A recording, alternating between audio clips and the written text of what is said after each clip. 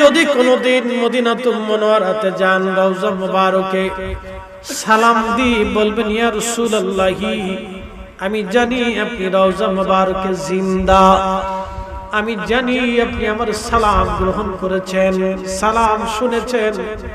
আমি আপনার গুনাহগার উম্মত, বহু দূর থেকে আপনার কদমে আসছি। হুজুর, আমি আজকে আপনার দরবারের মেহমান। জানি নবীজি কোনোদিন কোনো মেহমানকে শূন্য ফিরাইয়া দেয় না। আমি জানি নবীজি কোনোদিন কোনো মেহমানকে শূন্য ফিরাইয়া দেন নাই। ইয়া রাসূলুল্লাহ, আপনি মেজবান, আমি আপনার মেহমান। মেহমানকে শূন্য তাড়াবেন না, মেহমানকে খালি ফিরাবেন না।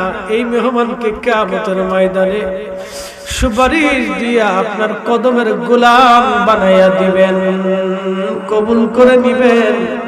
এইভাবে মৃদু মৃদু আওয়াজে কাঁদতে থাকবেন আর বলতে থাকবেন। আল্লাহ রাসূল বলেছেন, মান যারা কবরি ওয়াজাবাত লাহু শাফাআতি ইয়াউমাল কিয়ামা।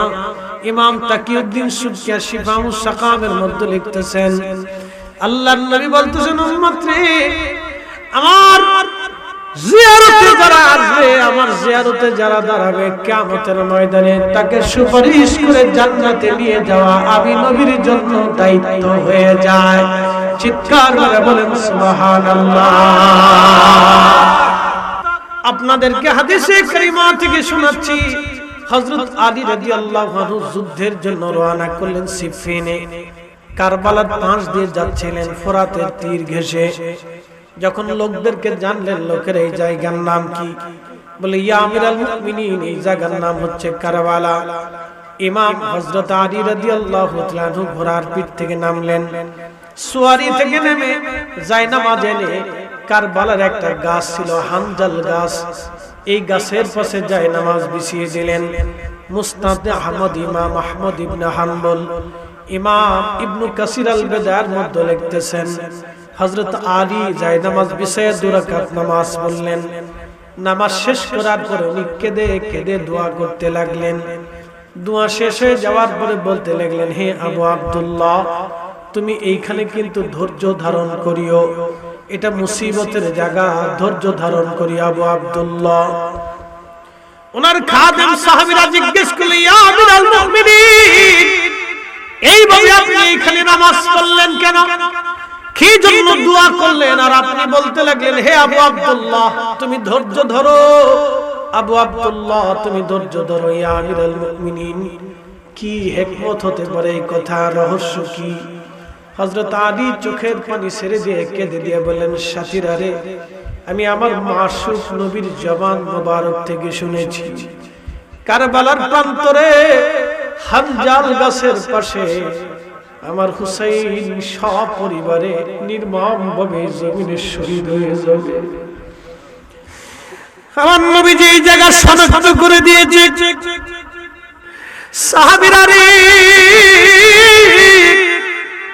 বাবা হয়ে সন্তানের সেই শাহাদাতের স্থানে আমি নামাজ আদায় করে আমি আমার আওলাদদের জন্য দোয়া করে গেলাম, যেন আমার হুসাইন এই কারবালায় ওই দিন ধৈর্য ধারণ করতে পারে, ধৈর্য হারা যেন না হয়ে যায়।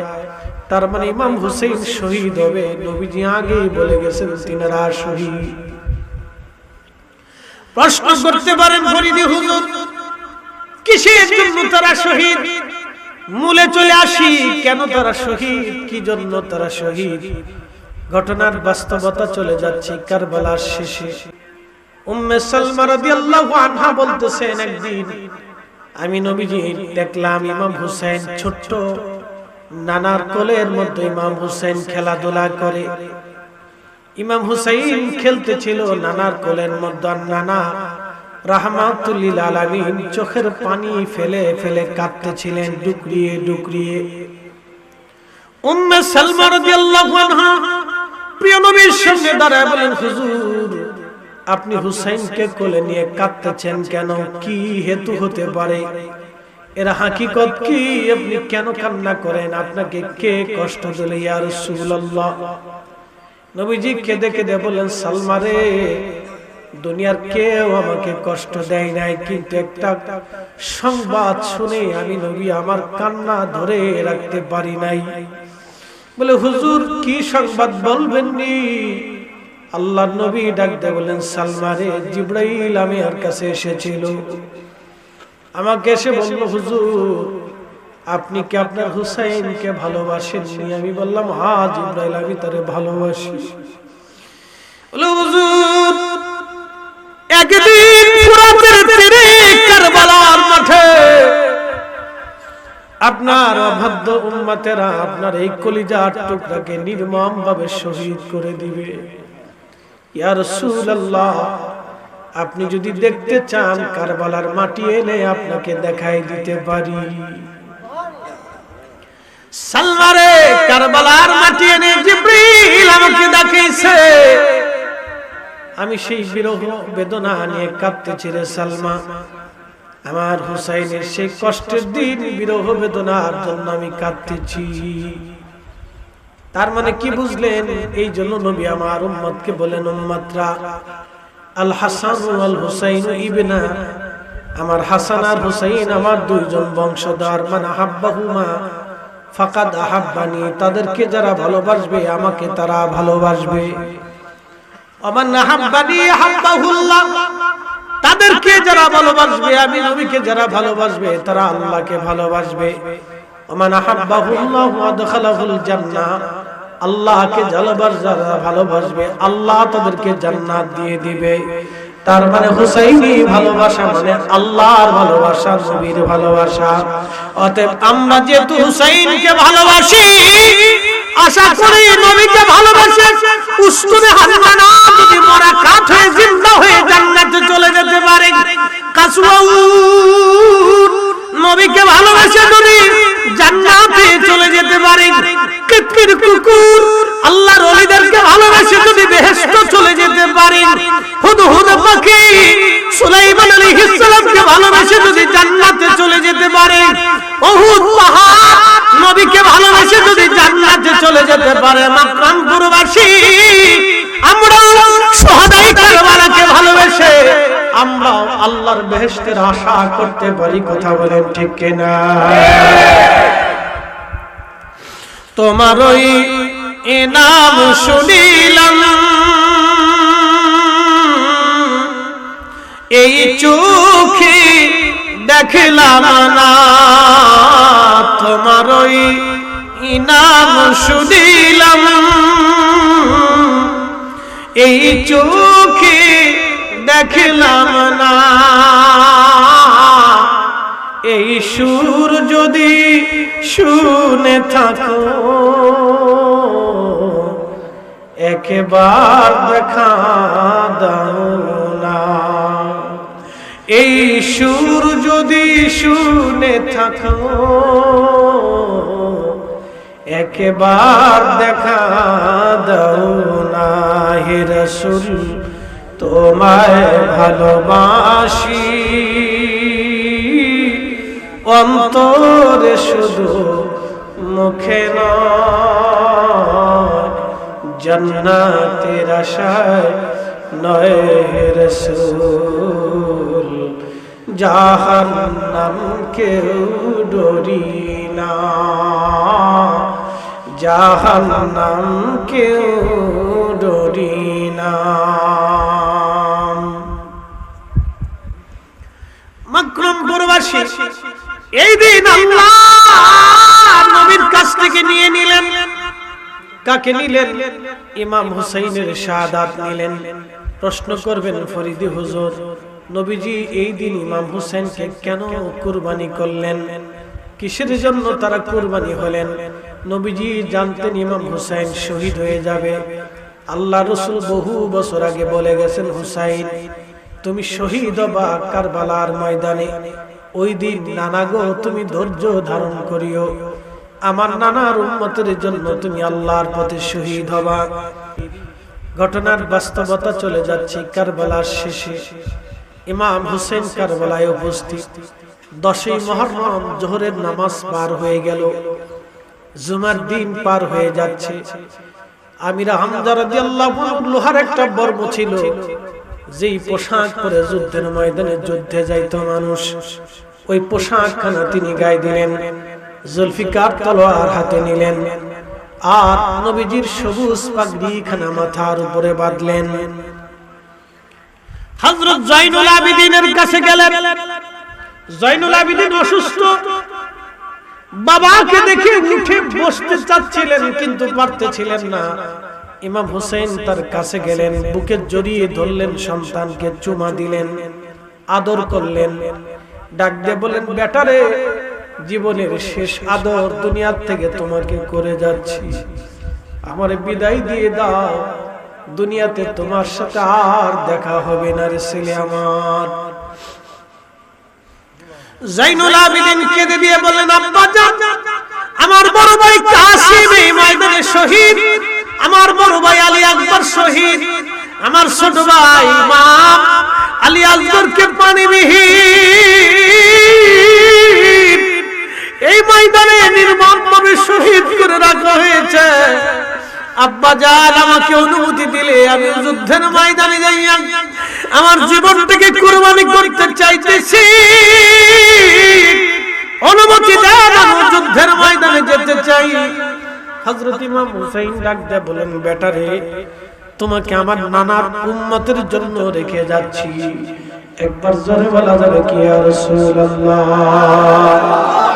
নানার উম্মতের জন্য রেখে যাচ্ছি। ইতিহাস শুনে যান। আজকে শাহজালালের মাজারে দেখছিতে তালা লাগাইতে চাই কারা? ওরা জানে না আল্লাহর ওলিরা আসছিলেন বিধায় জমিনে কালেমা পাইছি আমরা। কথা বলেন ঠিক না বেঠে? ভালো করে বুঝে যাবেন ও মুসলমান হাজিরিন।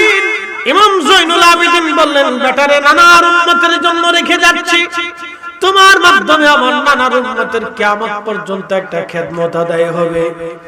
ওনার রক্তের মাধ্যম দিয়ে পৃথিবীতে ইমাম মাহদী আলাইহিস সালাম আসবে। এক নাম্বার মনে রাখবেন, ইমাম জয়নুল আবেদিনের রক্ত দিয়ে ইমাম মাহদী দুনিয়াতে আসবে। ইমাম জয়নুল আবেদিনের রক্ত দিয়ে আওলাদে রাসূলরা দুনিয়াতে আসছে, এবং এই আওলাদে রাসূলদের মাধ্যমে तमाम পৃথিবীতে বিরাট খেদমতের আঞ্জাম হয়েছে। শাহজালাল ইয়ামানি মুজাদ্দিদ আওলাদে রাসূল, শাহ মুস্তাফা আওলাদে রাসূল, সিফা সালার আওলাদে রাসূল, শাহ আলী বাগদাদি আওলাদে রাসূল, খানজাহান আলী আওলাদে রাসূল, হযরত মুজাদ্দিদ আল ফাসানি নবীর বংশধর, খাজা বাবা আজমেরি রাসূলের বংশধর, কুতুবউদ্দিন কাকি নবীর বংশধর, নিজামউদ্দিন আউলিয়ারা নবীর বংশধর, হুজুর গাউসে পাক মহিউদ্দিন আব্দুল কাদের জিলানী নবীর বংশধর। ওনার ছেলের মাজার, ওনার নাতির মাজার ওই যে রাজশাহীর জমিনে শহরের পাশে পদ্মা নদীর পারে হযরত সৈয়দ আওলাদে রাসূল শাহ আব্দুল কুদ্দুস মাকদুম শাহ রাহমাতুল্লাহ আলাইহি ঘুমিয়ে আছেন। উনি হুজুর গাউসে পাকের নাতি। মালয়েশিয়ার মালাক্কা সাগরের ভিতরে আমি মাজার জিয়ারত করে আসছি। সৈয়দ হযরত ইসমাইল বাগদাদি আল হাসানি ওয়াল হুসাইনি হুজুর গাউসে পাকের আওলাদ, আওলাদে রাসূল। সিঙ্গাপুরে একজন আওলাদে রাসূলের মাজার আছে, থাইল্যান্ডে আওলাদে রাসূলের মাজার আছে, চীনে আওলাদে রাসূলের মাজার আছে, তুরস্কে আওলাদে রাসূলের মাজার আছে, পাকিস্তানে আওলাদে রাসূলের মাজার আছে, ভারতে বহু জায়গায় আওলাদে রাসূলের মাজার আছে। আমি হযরতে শাহ শরীফ ফতে আলী রাসূলের নাম রাহমাতুল্লাহ আলাইহি মাজার জিয়ারত করেছি। কলকাতার মানিকতলার পাশে হুজুর গাউসে পাকের নাতির একজন মাজার আছে, আওলাদে রাসূল একজন ঘুমিয়ে আছে। আমি ওনার মাজার জিয়ারত করে আসছি। পৃথিবীর এমন কোন দেশ নেই যে দেশে আওলাদে রাসূলের মাজার না আছে। একসাথে বলবেন আল্লাহু আকবার। নারা হাত উঁচু করে বলেন ইয়া রাসূলুল্লাহ। তার মানে ইমাম হুসাইন ইমাম জয়নুল আবেদিনকে রেখে গেছে এই উম্মতের দ্বীনের খেদমতের জন্য। কথা বলেন ঠিক না বেঠে? আজকে ওনাদের মাজার পাইয়া তোমরা দানের বাক্সে তালা মারতে চাও। দানের বাক্স তোমাদের জন্য দেয় না, দানের বাক্স টাকা দেয় শাহজালাল ইয়ামানি মুজাদ্দিদের কারণে। ওই টাকা সুন্নিদের সম্পদ, ওটা নজদিদের সম্পদ না। জোরে বলেন, এই আজকে বলবেন, জোরে বলেন, এটা সুন্নিদের সম্পদ। কাদের সম্পদ? জোরে বলেন, কাদের সম্পদ? এটা নজদিদের সম্পদ না, এটা সুন্নিদের সম্পদ। এটা রাষ্ট্রের সম্পদ না, এটা রাষ্ট্রের সম্পদ না। শাহজালাল ইয়ামানি রাষ্ট্রের না, শাহজালাল ইয়ামানি মুসলমান না। এই কথা বলে জোরে বলে, এটা রাষ্ট্রের না, উনি কোন রাষ্ট্রের না, উনি মুসলমান। 360 আউলিয়া কোন ওলি 12 আউলিয়া রাষ্ট্রের না, না মুসলমানদের। ওনার মাজারের হিসাব যদি চাইতে হয় তাহলে বাংলাদেশের প্রত্যেক সেকশনের হিসাব দিতে হবে, রাষ্ট্রের হিসাব দিতে হবে, ডিসির হিসাব দিতে হবে, এসপির হিসাব দিতে হবে, প্রত্যেক রাষ্ট্রের সরকারি কর্মচারী কর্মকর্তার হিসাব দিতে হবে, প্রত্যেক মসজিদে দাঁড়ায় দাঁড়ায় হিসাব দিতে হবে, চেয়ারম্যান মেম্বার থেকে শুরু করে একবার প্রধানমন্ত্রী পর্যন্ত হিসাব দিতে হবে। কথা বলে ঠিক না বেঠিক? প্রত্যেক মাদ্রাসার হিসাব দিতে হবে। বলৎকারী হিসাব খোঁজে না, মাদ্রাসার মসজিদের কি বলে শাহজালাল ইয়ামানি ডেক্সির হিসাব নিতে গেছে। কি কথা বলেন না, আপনার ডরান না? কি আজকে আমি করতেছি, ওনার ডেক্সির হিসাব নিতে গেছে। তবে হ্যাঁ, শাহজালাল ইয়ামানি মুজাদ্দিদির ডেক্সির দায়িত্বে যারা ছিলেন তাদের একটু ভুল আছে। বলে ভুল কি? তারা ইচ্ছা করলে ওই টাকা দিয়ে বাংলাদেশের শ্রেষ্ঠ সুন্নি প্রতিষ্ঠান তারা গড়তে পারতেন, যেখান থেকে হাজার হাজার সুন্নি আলেম জিন্দা হতো। কথা ঠিক আছে কিনা? এখানে তাদের অনেক বড় ভুল আছে। যেই জায়গা আসছে, আরে মিশরের আল আজহার বিশ্ববিদ্যালয়ের মতো একটা বিশ্ববিদ্যালয়, সুন্নি বিশ্ববিদ্যালয় করা যাইতো বাংলাদেশে। কি কথা বলেন ঠিক না?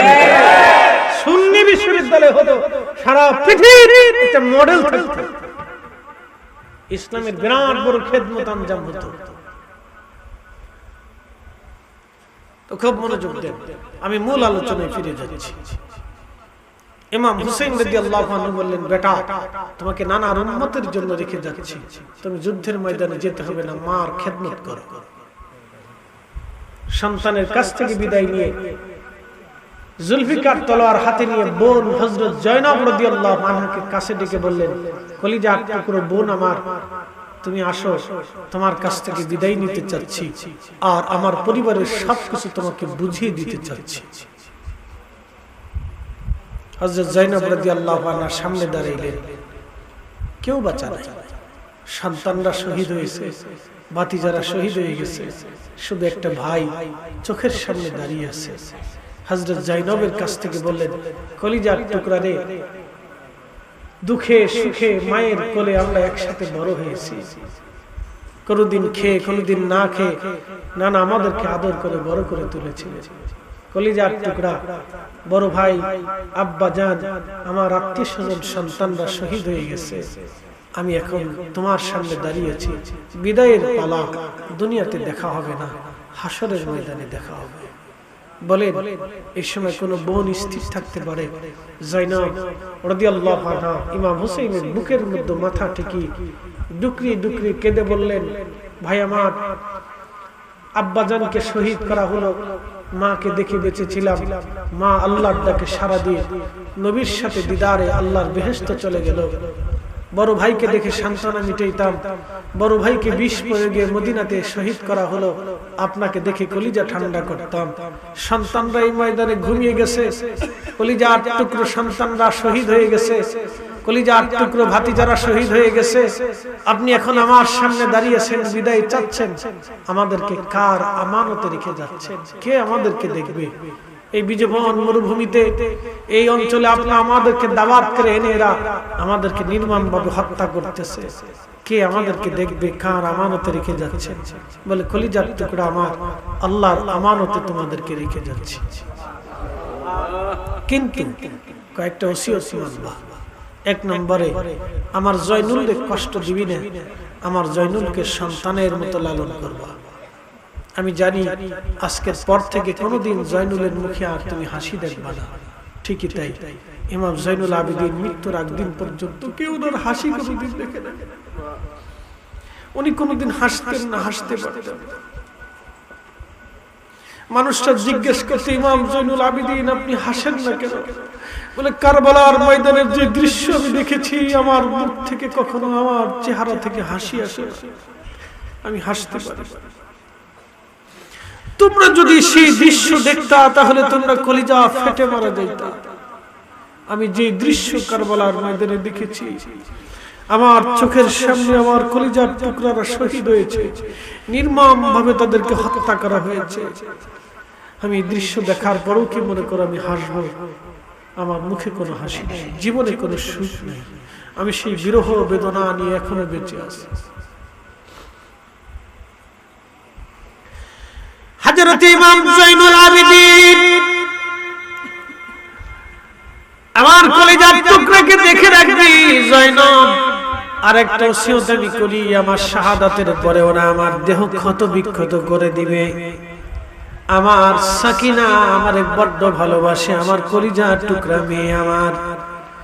সাবধান জয়নব রে, আমার সাকিনা রে আমার লাশের পাশে যেতে দিবি না। 3 নাম্বার ওসিয়ত, যদি কোনোদিন তোমাদেরকে আল্লাহ বাঁচিয়ে রাখে তাহলে দুনিয়ার কোন রাজা বাদশার কাছে হত্যার ফয়সালা আনতে যাবে না রে জয়নব। দুনিয়ার কোন রাজা বাদশার কাছে বিচার দিবে না, কারণ দুনিয়ার কোন আদালত থেকে আমি আমার হত্যার ফয়সালা চাই না। আমি আল্লাহর আদালত থেকে এই হত্যার ফয়সালা চাই। কিয়ামতের ময়দানে আমার নানার সামনে কোটি কোটি উম্মতের সামনে সেই দিন আল্লাহর দরজা থেকে আমি ফয়সালা চাই। একবার জোরে বলা যাবে কি ইয়া রাসূলুল্লাহ?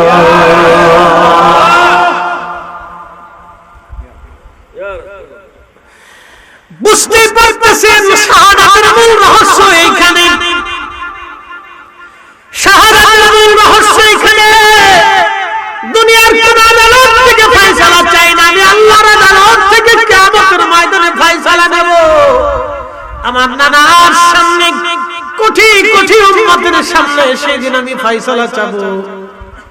বুঝে যান আপনি, ফয়সালা ওই দিন হবে, দুনিয়াতে না।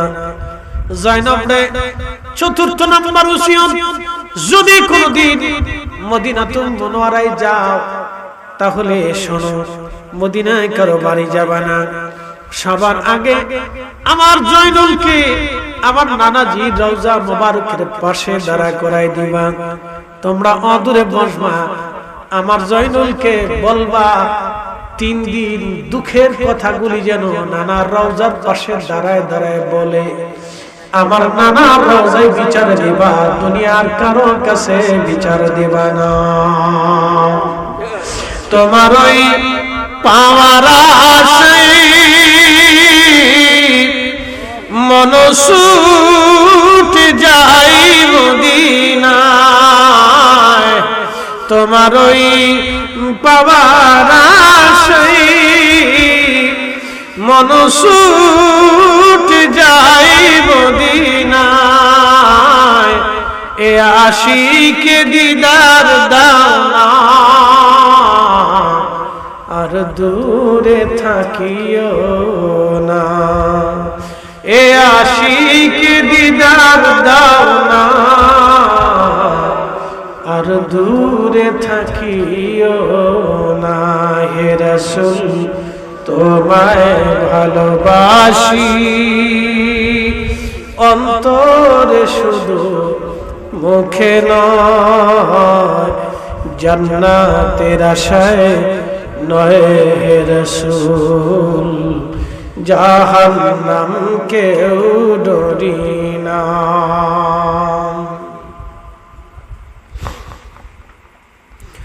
সময় মুক্তাসার বলে যাবেন হাজিরিন। ঠিকই তাই, ইমাম জয়নুল আবেদিন যেদিন ইয়াজিদের জেলখানা থেকে মদিনাতুল মুনাওয়ারার দিকে রওনা দিলেন, ইয়াজিদের জেলখানায় তাকে বন্দী করে রাখা হয়েছিল। কাসিদায়ে জয়নুল আবেদিন কিতাবের ভিতরে এসেছে, জেলখানার মধ্যে বসে বসে মদিনার দিকে তাকায় ইমাম জয়নুল আবেদিন শের পড়তেন আর করতেন, ইয়া রাহমাতাল লিল আলামিন আদরিকলি জয়নুল আবেদিন মাহবুসু আইদিল জালিমিন ইল মারকাবি ওয়াল মাজদাহামি ইয়া রাহমাতাল লিল আলামিন, ইয়া রাহমাতাল লিল আলামিন। আপনার জয়নুল আবেদিন জালিমের জেলখানার মধ্যে বন্দী, আপনার জয়নুল আবেদিন জালিমের জেলখানার মধ্যে বন্দী।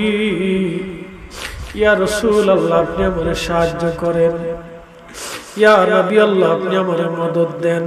ইয়া রাহমাতুল লিল আলামিন, আপনি দেখেন আপনার জয়নুল আবেদিন আজকে জালিমের জেলখানার মধ্যে বন্দী হয়ে আছে। ইয়া রাহমাতুল লিল আলামিন, أدرك لزين العابدين محبوس عيد للظالمين المركبي والمزدهمي يا رحمة للعالمين উপায় নাই রে, উপায় নাই রে, উপায় নাই, বলেন উপায় নাই রে, উপায় নাই রে, উপায় নাই। দয়াল নবীর চরণ বিনে উপায় নাই, দয়াল নবীর চরণ বিনে উপায়। দয়া করো দয়াল নবী আমরা রে, বলেন দয়া করো দয়াল নবী আমরা রে,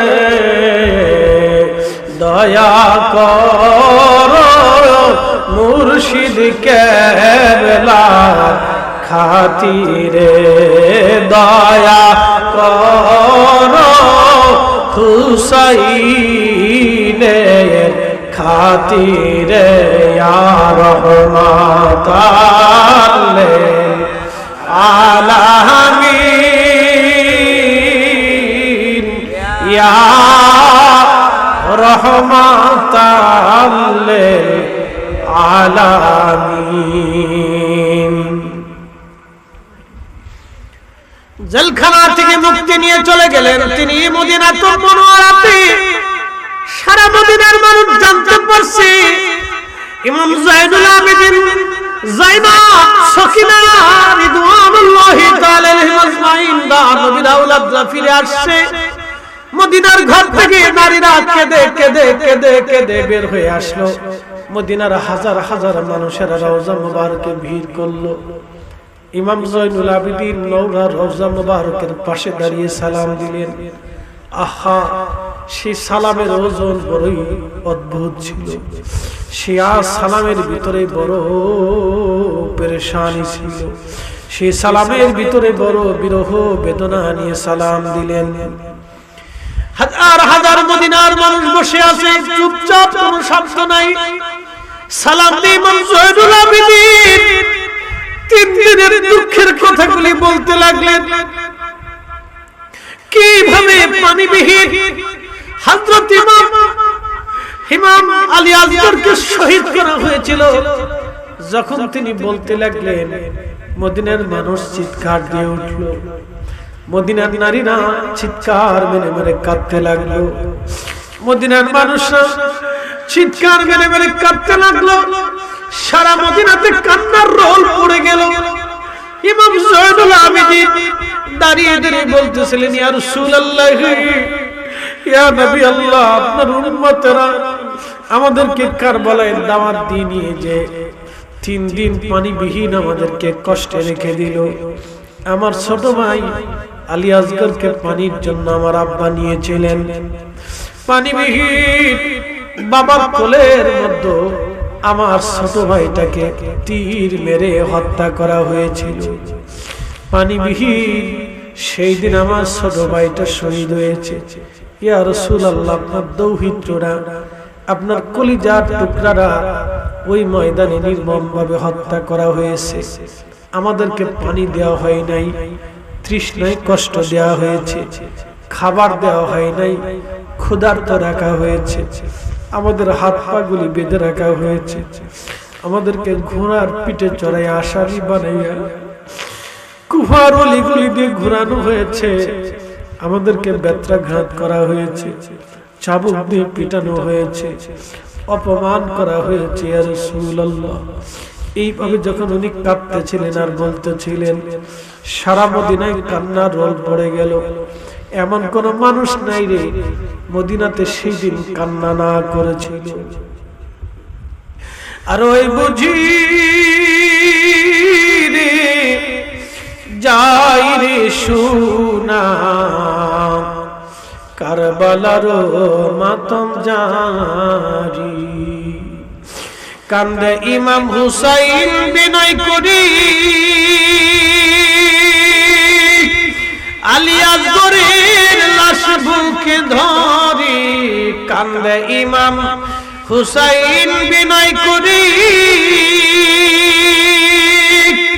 আলী আসগরের লাশ বুকে ধরি, এক ফোঁটা পানি দিল না ওরা, বুকেতে তীর দিল মারি। আর ওই বুঝি রে যাই রে শোনা কারবালার মাতম জারি।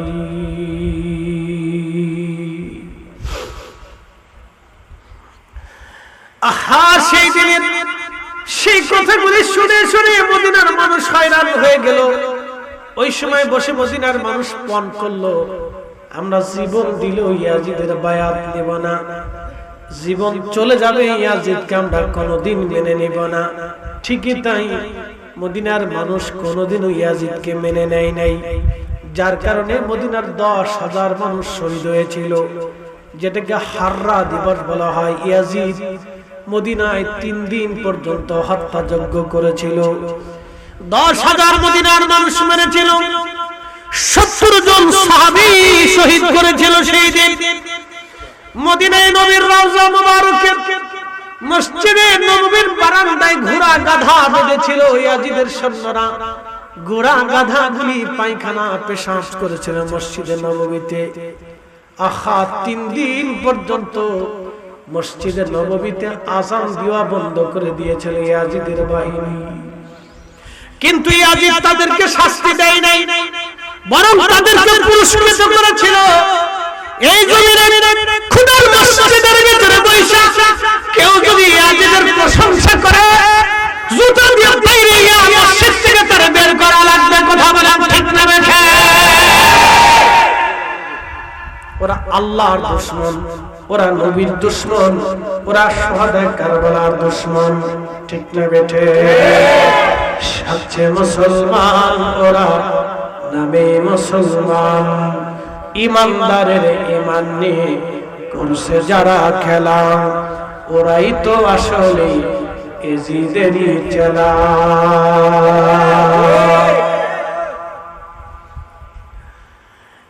আকরামপুরবাসী ভালো করে শুনে যাবেন। আহা, মদিনায় এই দিবসকে হাররা দিবস বলা হয়, ইতিহাসে হাররা দিবস বলা হয়। সাইদ ইবনুল মুসাইব রাদিয়াল্লাহু আনহু একজন কিবারুত তাবিঈন ছিলেন। তিনি বলতেছেন, আমি পাগলের বেশ ধরলাম, পাগলের বেশ ধরে আমি নবীজির রওজা মুবারকের পাশে বসে বসে কাঁদতাম, আর রওজা মুবারক বসে বসে পাহারা দিতাম। সাইদ ইবনুল মুসাইব রাদিয়াল্লাহু আনহু বলতেছেন, দুনিয়ার মুসলমান, ওই 3 দিন নবীজির মসজিদে ইয়াজিদের সৈন্যরা আযান দিতে দেয় নাই। আজকে যদি পৃথিবীর সমস্ত কাফেররা ঘোষণা দেয় আমরা মদিনা আক্রমণ করে মদিনা দখল করব, আল্লাহর কসম করে বলি পৃথিবীর 200 কোটি মুসলমান জিহাদের জন্য নিজেরা প্রস্তুতি নিয়ে যুদ্ধের জন্য তারা রেডি হয়ে যাবে। সারা পৃথিবীতে মহাযুদ্ধ বেঁধে যাবে। কথা বলেন ঠিক না বেঠে?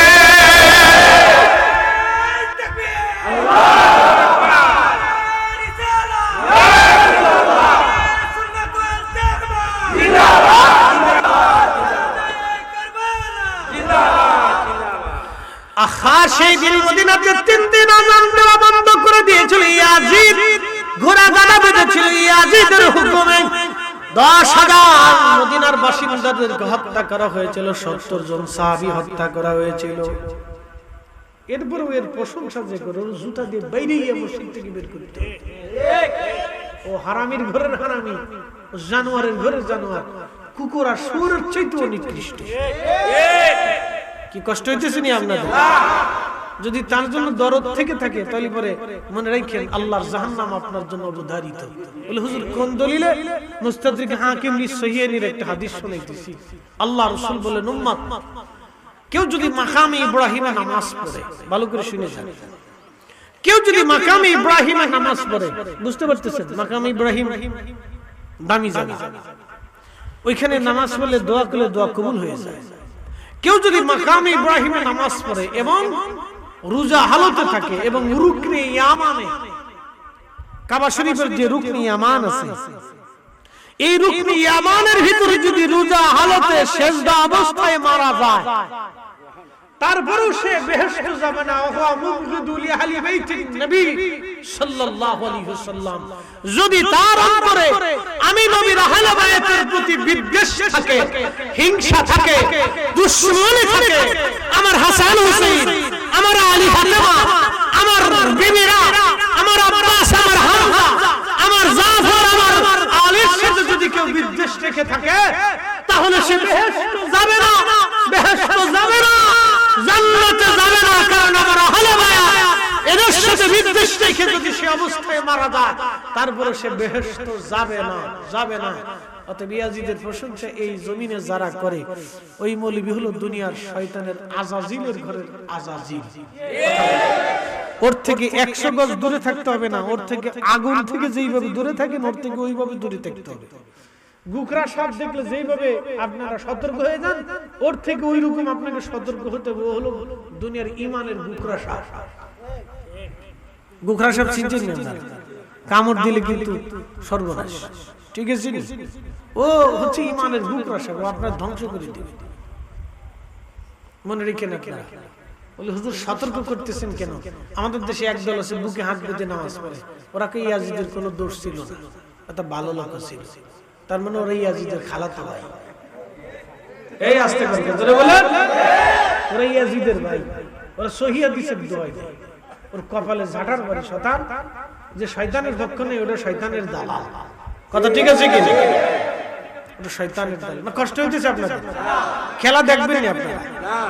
দেখতেন না? তাহলে ওয়াজ শুনবেন, তাহলে একসাথে বলেন আল্লাহু আকবার, ইয়া রাসূলুল্লাহ। তাহলে হুজুর খেলা পরে দেখতে পারবেন, কিন্তু এখন ইমানের পরিচয় হচ্ছে, পরীক্ষা চলতেছে। যে উঠে যাবেন সে বোঝা যাবে ইমাম হোসেনকে ভালোবাসেন। যুদ্ধের ময়দান যদি আজকে কায়েম হইতো, তাহলে আমরা কি থাকতাম? আমরা যুদ্ধের ময়দানে যাইতাম, আমরা আশা করি, কি কথা ঠিক আছে কি? শহীদ হতাম, আশা করি। একটু সময় আপনারা আওলাদের রাসূলের জন্য দিয়ে যান, যেহেতু আজকে শুহাদায়ে কারবালার মাহফিল, সার্টিফিকেটই মাহফিল না, এটা দুনিয়ার কোনো ছোটখাটো মাহফিল না। আমি মনে করি প্রত্যেক ইমানদার এই মাহফিল করা উচিত। সারা পৃথিবীতে এই মুহররম মাসে শুহাদায়ে কারবালার স্মরণে মাহফিল করিয়া ওনাদের শান মান আলোচনা করা উচিত, এবং ওনাদের ত্যাগ, ওনাদের কুরবানি, ওনাদের এই জিন্দেগীর বয়ানগুলি মানুষের শোনানো উচিত, বেশি বেশি জানানো উচিত। আজকে সলিমুদ্দিন কলিমুদ্দিন নসিমুদ্দিন ওয়াজ, কোন সলিমুদ্দিন কিতা করছে এটার ওয়াজ, কিন্তু ইমাম হুসাইন রাদিয়াল্লাহু আনহু শানের ওয়াজ আমাদের বেশি বেশি শোনা উচিত, ওনাদের কুরবানির ওয়াজ শোনা উচিত। কথা ঠিক আছে কি? ইমানের, আমাদের ইমানের পরিধি বাড়বে, ইমানি জজবা। কারণ ওই দিন যদি উনি শহীদ না হতেন, উনি যদি ওই দিন বাতিলের কাছে ইয়াজিদের সামনে মাথা নত করতেন, তাহলে কিয়ামত পর্যন্ত এই উম্মত মিথ্যার সামনে মাথা নত করত, শিরক করার কোনো সুযোগ ছিল না। ইসলামী হইতেন, ইসলামী হইতেন না, সুজা হিসাবে ইসলামী ছিল না। উনি যদি ওই দিন মিথ্যার সামনে মাথা নত করতেন, ইসলামী থাকতো না। অথচ আজকে ওনাদের আলোচনা খুদার ঘর মসজিদ হবে না, মিম্বরে দাঁড়ায় হুজুর ওয়াজ করতেছে খুব ফাটাইয়া। এই মুহররম মাসে ইমাম হুসাইনের আলোচনা, বহু মসজিদ আছে বাংলাদেশে, হাজার হাজার। আমি আমার ঢাকার মসজিদে গত জুমাতে বলছি, এই ঘরে এই মিম্বরে ইমাম হুসাইনের আলোচনা যদি না হয়, তাহলে পৃথিবীতে কারো আলোচনা হবে না। কি কথা কন না? রাসূল বলেছেন আপনার দুইটা জিনিস শিখে যাচ্ছি, কিতাবুল্লাহ আরেকটা আমি নবীর সুন্নাত। এরপরেই আল্লাহ রাসূল বলেন আমি আরেকটা জিনিস রাখছি, ওয়া ইত্তাতি আহলে বাইতি, আমি নবীর আহলে বায়াত তোমাদের জন্য রেখে যাচ্ছি। একসাথে বলেন আল্লাহু আকবার। তাহলে উনাদের আলোচনা হবে না? কথা বলেন হবে না? উনাদের নামে মাহফিল হবে না? ও যে বেদাতের ফতোয়া দিব, বেদাতের ফতোয়ার গোষ্ঠী কি ওর বেদাতের ফতোয়ার কপালে জুতা দিয়ে হিটাই। এই কথা জোরে বলেন, সোহাদা কারবালা মাহফিল হবে নি? জোরে বলেন হবে নি? জোরে বলেন হবে নি? কেউ যদি বন্ধ করতে আসে সে আল্লাহর দুশমন, কেউ যদি বন্ধ করতে আসে সে ইমাম হুসাইনের দুশমন, কেউ যদি বন্ধ করতে চেষ্টা করে সে আল্লাহর নবীর দুশমন। হিসাব বরাবর সে মুবগিদুল আহলি বাইতির নবী সাল্লাল্লাহু আলাইহি সাল্লাম, সে নবীর নিজের অন্তরে নবীর দুশমনী নিয়ে কবরে চলে যাবে। আর সে যদি মাকাম ইব্রাহিমও মরে যায়, রুকনি ইয়ামানও মরে যায়, রোজা হালতে সেজদার ভিতরে থেকেও যদি মরে যায়, তারপরে বেহেশত হবে না। মুস্তাদিক হাকিম সহিহ সহিহ ইমাম যাহাবি আত-তালখিসের মধ্যে হাদিসকে সহিহ বলেছেন, বিশুদ্ধ হাদিস। মাপ পাওয়ার কোনো রাস্তা নেই।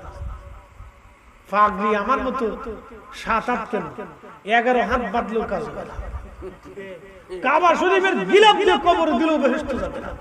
কাবা শরীফের পাথরে নিয়ে কবরে দিয়ে দিলেও বেহেশত হবে না। মনে রেখে এক হাদিস দিয়ে বুঝে দিয়ে গেল। প্রিয় উপস্থিতি, এটা দামি কথা আপনাদের জন্য আজকে মেসেজ ছিল। আমি জানি একটা লোকে উঠবেন না শেষ না হওয়া পর্যন্ত, আমি জানি, কারণ খেলা কালকেও দেখা যাবে। ও ছাতা না দেখলেও চলে। আমি দেখি, আমি কোনো ফক্কটুকু নেই। আগে ওই ছাতা ম্যারাডোনের খেলা খেলতাম ছোট, একটু ম্যারাডোনের খেলা টেলা পছন্দ করতাম। আর্জেন্টিনার প্রাথমিক একটু ছোটখাটো একটু সাপোর্টার ছিলাম প্রাথমিক, পরে অন্তর থেকে চলে গেছে। ওই আর আমার অন্তরে তাই আরো বেশি ঘৃণা এসে গেছে যখন ফিলিস্তিনের মানুষদের ওরা নির্মমভাবে হত্যা করছে আর আর্জেন্টিনার প্রেসিডেন্ট এটা সাপোর্ট করছে। তখন আমি চিন্তা করছি কুত্তার সাথে নিকৃষ্ট। যারা আর্জেন্টিনার সাপোর্টার আছে তো চিনতে যাবে না যে হুজুরে দাওয়াত দেবো না। না, আমি কোন দলের জন্য বলতেছি না। ও কি দেখবো না দেখবো সেটা ব্রাজিলও যে আমাদের তাও কিন্তু না, কোন দেশই আমাদের কি কথা ঠিক আছে? খেলাধুলা হচ্ছে চোখের আনন্দ, মরে না। হাইরে গেলে জিতে গেলে বিশ্বকাপ নিয়ে আনন্দ করে ওরা গরু জবাই বাংলাদেশ। চিন্তা করেন কি পাগলের দেশ, কি পাগল। সাইকোলজিক্যাল প্রবলেম, মানুষের কত মগজের ভিতরে সমস্যা। ও বিশ্বকাপ নিয়ে বেডি নিয়ে নাচে ওরা, বাংলাদেশের গুলা বলে লুঙ্গি খুলে মাথার উপরে ঘুরে যাচ্ছে। লাইতে কি হবে রে? পতাকা টানাইছে আসমানে, বাপ রে বাপ।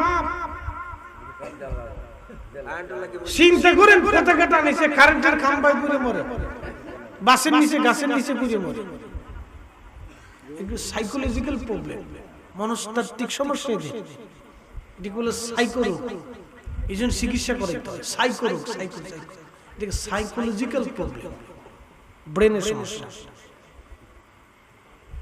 পৃথিবীর উন্নত দেশে চলে যান, চীন এত উন্নত, জীবনে দেখবেন না ওরা একটা পতাকা টানা। সিঙ্গাপুরে চলে যান, মালয়েশিয়া চলে যান, ইউরোপে চলে যান, ইউরোপরা এত ফুটবল খেলে কিন্তু কোনো পতাকা দেখবেন না, কিচ্ছু নেই, কোন গরু জবাই দিবে না। বাংলাদেশে মিছিল দিতেছে, মিছিল দলের পক্ষ নিয়ে, কি বলে ফুটবল খেলার পক্ষ নিয়ে মিছিল মারতেছে, আনন্দ র্যালি করতেছে। আমি সব কটা পাগল, এটি ধরে নিয়ে পাবনা পাগলাগার ধরে ভর্তি করে দাও। কি কথা কর না কেন? না মন খারাপ হইতেছে আপনাদের না? আপনার খেলা দেখেন, আমি না করতেছি না। খেলাধুলা করেন, খেলা দেখেন, নিজেরাও ফুটবল খেলেন, ক্রিকেট খেলেন, র্যাকেট খেলেন, বাচ্চাদেরকে খেলা দেন, খেলতে বলেন, খেলতে দিতে বলেন, খেলতে দেন, খেলার সুযোগ দেন, খেলা দেখার সুযোগ দেন। আমি না করতেছি না, কিন্তু সাইকোলজিক্যাল প্রবলেম এরকম যেন না হয়। আমি ওই মারাত্মক উন্মাদনা করতেছি যে খেলা দেখবার যে দুই গ্রুপে মারামারি করিয়া খুবাখুবি করে খুন পর্যন্ত দেশে গত বছরে গত ফুটবল খেলায় মাগুরাতে কোন কোন দেশে এলাকায় খুন হয়েছে একটা একটা ছুরি মেরে দিচ্ছে ধাপাত করে মেরে দিচ্ছে যা কালকে দেখলাম টেলিভিশনে কি মোবাইলে টাক করতেছে একটা আরেকটা জিততে পারলে জিততে বলে আমি মাথা টাক করবো পরে মাথার চুল কেটে দিচ্ছি টাক করে দিচ্ছি কি পাগলের দেশে পুরো পাগল সাইকো সাইকো আমার হুসেইন শহীদ ছিল মুহররমের চাঁদ আসছিল হিসাব কি নিয়ে আসছে কোন জবাব নেই সেদিন আমরা বলতে বলবো ইয়া আল্লাহ আমাদের কিচ্ছু ছিল কিন্তু মুহররমের সেই আপনার শহীদে কারবালার আলোচনা শুনে আমাদের হৃদয়ে রক্তক্ষরণ হয়েছিল মায়া লাগছিল আল্লাহ খুব কষ্ট লাগছিল আল্লাহ মাফ করে দেন আল্লাহ আপনার রাসূলের কলিজার টুকরা আপনি যারে সাইয়্যিদা শাবাবি আহলিল জান্নাহ বেহেশতের যুবকদের সর্দার বানাইছিলেন আল্লাহ তাদের মহব্বতে আমরা কাঁদছিলাম আল্লাহ মাফ করে দেন আমরা ভুল করে ফেলেছি অন্যায় করে ফেলেছি অনেক গুনাহ করে ফেলেছি আল্লাহ আপনি আপনার নবী রাহুলের উসিলায় আমাদের মাফ করে দেন মুজাদ্দিদ আল ফিসানি একটা শের গাইতেন ইলাহি বিহক বনি ফাতেমা কে বর কৌল ঈমা কুনে খতেমা अगर दमातम रद कुनी वर कबुल मना दोस्त दमाने आले रसूल मना दोस्त दमाने आले रसूल शेख अहमद सिंह हिंद मुजद्दिद तरीक़ार इमाम हजरत मुजद्दिद अल फसानी अल फारूकी जिन्हें हजरत उमर फारूक রাদিয়াল্লাহু আনহুর বংশধর তিনি বলতেছেন দোয়াতে বলতেন হে রব আপনি ফাতেমা রাদিয়াল্লাহু আনহার কলিজার টুকরা আহলের উসিলায় আমার দোয়াকে কবুল করে নেন আল্লাহ ফাতেমার কলিজার টুকরার উসিলায় আমার দোয়া কবুল করে নেন হাসান হুসাইনের উসিলায় আমার দোয়া কবুল করে নেন আর আজকে ওরা কয় উসিলা মানা শিরিক জুতা দিয়ে বাইরের দরকার এই জন্য ঠিক না আরে উসিলা না হলে তো ইসলামই নাই ইসলাম আছে তো কুরআন আছে নবীর উসিলা দিয়ে ইসলাম বেশি নবীর উসিলা দিয়ে কালেমা বেশি নবীর উসিলা দিয়ে আল্লাহর উসিলা তো কেডা জোরে কর আল্লাহর উসিলা তো কি কে আল্লাহর উসিলা আল্লাহর উসিলা কেডা আল্লাহর উসিলা সেন নবী আকাশের চাঁদ দ্বিখণ্ডিত কইরা সমুদ্রের পানি এক করিয়ে আকাশ থেকে বৃষ্টি নামাইয়া গাছের ডাকে হাঁটাইয়া পাথরের ভিতরে জিকির করাইয়া কুয়ার ভিতরে থুতু নিক্ষেপ করে পানি উঠাইয়া পৃথিবীর মানুষে আল্লাহ চিনেছে কি কথা ঠিক আছে আল্লাহ চিনেছে কি নবী আল্লাহ চিনেছে আল্লাহ নিজে এসে তার পরিচয় দেয় নাই রাসূল এসে আল্লাহ চিনাইছে যে আল্লাহ এইভাবে চিনতে হবে মারহাবা মারহাবা এইজন্য কাজী নজরুল ছন্দের ভিতরে লিখছে তাওহীদেরই মুর্শিদ আমার মুহাম্মাদের নাম মুর্শিদ মুহাম্মাদের নাম ওই নাম জপলে বুঝতে পারি খুদারি কালাম মুর্শিদ মুহাম্মাদের নাম আল্লাহুম্মা সাল্লি আলা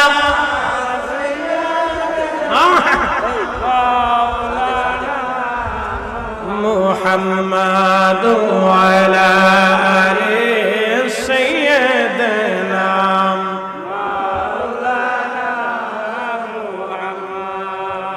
রাসূল তোমারই কারণে বিষাদ ভুবনে আল্লাহর পরিচয় আমার পীর মুর্শিদ খাজা বাবা ফরিদপুরি কাদ্দাসাল্লাহু সিররুল আজিজ শেরের মাধ্যমে শেরটা আমরা শোনাইতেন রসূল তোমারই কারণে বিশাল ভুবনে আল্লাহর পরিচয়। না ছিল আকাশ না ছিল বাতাস, দুনিয়া তৃপ্তিময়। রসূল তোমারই কারণে বিশাল ভুবনে আল্লাহর পরিচয়। আল্লাহুম্মা সাল্লি আলা সাইয়্যিদিনা মাওলানা মুহাম্মদ ওয়া আলা আলি সাইয়্যিদিনা মাওলানা মুহাম্মদ। প্রিয় উপস্থিতি, আলোচনার ইতির দিকে চলে যাচ্ছি। লম্বা কথা বাড়াবো না, যেহেতু বেশি রাত কষ্ট দেব না। হযরতে সাঈদ ইবনে মুসাইয়্যিব রাদিয়াল্লাহু আনহুর কথা বলছিলাম। মসজিদে নববীতে নবীজির রওজা মুবারকে পাগলের বেশ ধরে তিনি বসে থাকতেন। তিনি বলতেছেন, দুনিয়ার মানুষ 3 দিন নবীজির মসজিদে কোনো আজান হয় নাই। আহা, সুনানুদ দারিমির ভিতরে হাদিস এনেছেন 3 দিন পর্যন্ত নবীজির মসজিদে কোনো আজান হলো না। 3 দিন নবীর মসজিদে কোনো জামাতে নামাজ হলো না। 3 দিন নবীর মসজিদে কোনো একামত হলো না। কারণ ট্র্যাজেডি এতই ভয়াবহ ছিল, ইয়াজিদের সৈন্যরা 10,000 মানুষ হত্যা করেছিল। যেখানে যারে পাইছিল তারে মারছিল। এমনকি শুনলে আপনার গা শিহরি উঠবে, রক্ত হিম হয়ে আসবে। সেই দিন 1000 মদিনার অধিবাসী কুমারী নারীদেরকে ইয়াজিদের সৈন্যরা ধরে নিয়ে গেল। ইয়াজিদি সৈন্যরা সৈন্য শিবিরে নিয়ে তাদেরকে পর্যায়ক্রমে নির্মমভাবে ধর্ষণ করে, আহা, 1000 নারী কুমারীদেরকে তারা গর্ভবতী বানিয়েছিল। এই ইতিহাস যদি আপনি শুনেন, আপনার গা হিম হয়ে আসবে, দম বন্ধ হয়ে আসবে। তাহলে বাস্তবতা কত কঠিন ছিল। ওই ইয়াজিদকে যারা ভালো বলবে, ওই ইয়াজিদের জন্য যারা দোয়া করবে, ওরা শুয়োর আর কুকুরের চাইতে নিকৃষ্ট। ওরা মানুষ হতে পারে না, মুসলমান তো আরো পরের কথা। ও নবী না চিনিলাম, কি যে ভুল করিলাম। নবী না মানিলাম, কি যে ভুল করিলাম। ভস্মে ঢালিলাম ঘি, মানুষ হইয়া ভবেতে আসিয়া মানুষের করিলাম কি। মানুষ হইয়া ভবেতে আসিয়া মানুষের করিলাম কি।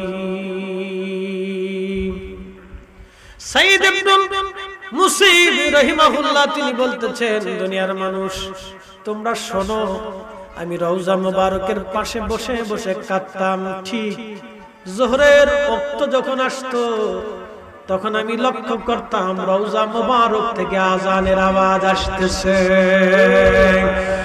একটা জবান বন্ধ থাকবে না, চিৎকার করে বলেন ইয়া রাসূলুল্লাহ। হাত উঠে করে বলেন, নবী আসেন না নাই, জিন্দা আছেন না নাই, রওজা মুবারকে আছেন না নাই। অতএব যদি কোনদিন মদিনাতুল মুনাওয়ারাতে যান, রওজা মুবারকে সালাম দিয়ে বলবেন, ইয়া রাসূলুল্লাহ, আমি জানি আপনি রওজা মুবারকে জিন্দা। আমি জানি আপনি আমার সালাম গ্রহণ করেছেন, সালাম শুনেছেন। আমি আপনার গুনাহগার উম্মত, বহু দূর থেকে আপনার কদমে আসছি। হুজুর, আমি আজকে আপনার দরবারের মেহমান। জানি নবীজি কোনদিন কোন মেহমানকে শূন্য ফিরাইয়া দেয় না। আমি জানি নবীজি কোনদিন কোন মেহমানকে শূন্য ফিরাইয়া দেন নাই। ইয়া রাসূলুল্লাহ, আপনি মেজবান, আমি আপনার মেহমান। মেহমানকে শূন্য তাড়াবেন না। মেহমানকে খালি ফিরাবেন না, এই মেহমানকে কিয়ামতের ময়দানে সুপারিশ দিয়া আপনার কদমের গোলাম বানাইয়া দিবেন, কবুল করে নিবেন। এইভাবে মৃদু মৃদু আওয়াজে কাঁদতে থাকবেন আর বলতে থাকবেন। আল্লাহ রাসূল বলেছেন, মান যারা কবরি ওয়াজাবাত লাহু শাফাআতি ইয়াউমাল কিয়ামা। ইমাম তাকিউদ্দিন সুবকিয়া শিফাউস সাকামের মধ্যে লিখতেছেন, আল্লাহর নবী বলতেছেন, উম্মত রে, আমার জিয়ারতে যারা আসবে, আমার জিয়ারতে যারা দাঁড়াবে কিয়ামতের ময়দানে, তাকে সুপারিশ করে জান্নাতে নিয়ে যাওয়া আমি নবীর জন্য দায়িত্ব হয়ে যায়। চিৎকার করে বলেন সুবহানাল্লাহ। হযরত সাইদ ইবনে মুসাইয়্যিব বলতেছেন, আমি লক্ষ্য করলাম যোহরের নামাজের ওয়াক্ত হলো, আযান ভেসে আসতেছে নবীজি রওজা মুবারক থেকে। সুমধুর আযানের আযান আমি শুনলাম। আযান শেষ হয়ে গেল, কিছু সময় পরে দেখি নবীজি রওজা মুবারক থেকে ইকামতের আওয়াজ আসতেছে। আমি সাইদ ইবনে মুসাইয়্যিব একা 3 দিন 3 রাত তে বসা 15 ওয়াক্ত নামাজ ওই আযানে ওই ইকামতে নবীজি রওজা মুবারকের পাশে মসজিদে নববীতে আমি একা নামাজ পড়েছি। আমি ছাড়া কেউ ছিল না সেই দিন। 3 দিন আমি একমাত্র মুসল্লি। ওই 3 দিনে আমি ছিলাম। ওই 3 দিনে নবীজি রওজা মুবারক থেকে আযান ইকামতের আওয়াজ ভেসে আসছে। তার মানে তখনও নবী ছিল, এখনো নবী আছে, আগামীতেও নবীজি রওজা মুবারকেই থাকবে। কথা বলেন ঠিক না?